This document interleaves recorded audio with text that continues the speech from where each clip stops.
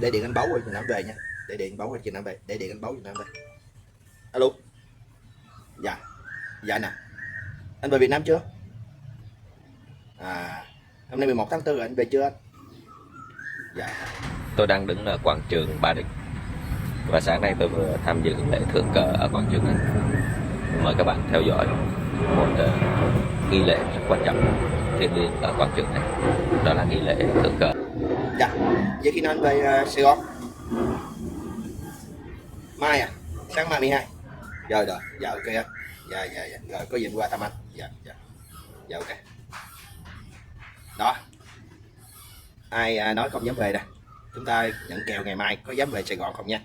Ai nói anh Báu không dám về Thành phố Hồ Chí Minh để nhận kèo, tôi chơi hết. Tất cả các đêm ai chơi tôi nhận kèo hết nha. Nha các bạn nha. Tôi sẽ đợi các bạn nha. Để các bạn inbox tôi nha.